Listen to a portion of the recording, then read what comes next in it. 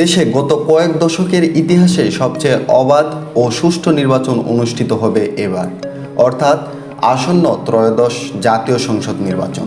British গণমাধ্যম the গার্ডিয়ানকে দেওয়া এক সাক্ষাৎকারে এমনটি বলেছেন অন্তর্বর্তী সরকারের প্রধান উপদেষ্টা ডক্টর মোহাম্মদ ইউনূস। তিনি আরও বলেন, এবছর ডিসেম্বর থেকে আগামী বছর মার্চের মধ্যে যে কোনো সময় নির্বাচন অনুষ্ঠিত হতে পারে। তবে দ্য গার্ডিয়ানকে নবগঠিত দল জাতীয় নাগরিক পার্টির আহ্বায়ক নাহিদ ইসলাম বলেছেন, দেশের বর্তমান আইন শৃঙ্খলা পরিস্থিতিতে অবাধ ও সুষ্ঠু নির্বাচন আয়োজন করা সম্ভব নয়। গণমাধ্যমটি বলছে, ইতিমধ্যে ক্ষমতায় ফিরতে মরিয়া হয়ে উঠেছে বাংলাদেশ জাতীয়তাবাদী দল। ইউনূসের বৈধতাকে প্রশ্নবিদ্ধ করে নির্বাচন অনুষ্ঠানের জন্য তার উপর ক্রমবর্ধমান চাপ প্রয়োগ করছে দলটি। ব্রিটিশ এই গণমাধ্যমটির প্রতিবেদনে বলা হয়েছে, গত আগস্টে মোহাম্মদ ইউনূস যখন দেশে ফিরলেন তখনও বাংলাদেশের রাস্তাগুলো ছিল রক্তে ভেজা।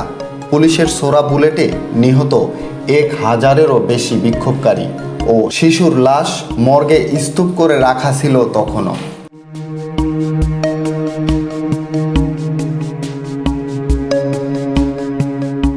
ক্যালেন্ডারের পাতায় তখন 5 আগস্ট 2024।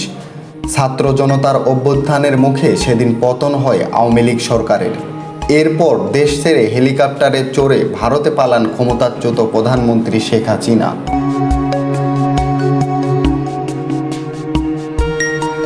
শেখ হাসিনার শাসনামল নিয়ে প্রধান উপদেষ্টা বলেন, হাসিনার শাসনামলে কোনো সরকার ছিল না, ছিল একটি দস্যু পরিবারের শাসন। সরকার প্রধানের যে কোনো আদেশই তখন পালিত হতো। কেউ সমস্যা তৈরি করেছে, আমরা তাদের উধাও করে দেব।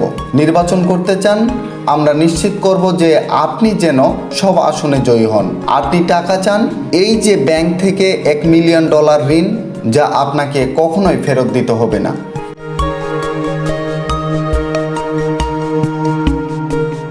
ডক্টর মোহাম্মদ ইউনূস দ্য গার্ডিয়ানকে বলেছেন, শেখ হাসিনা বাংলাদেশের অপূরণীয় ক্ষতি করেছে।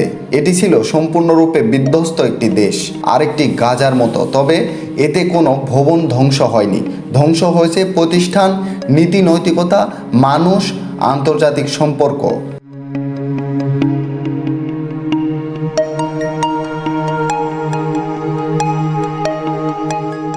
জাকির হোসেন, দৈনিক সূর্যোদয়।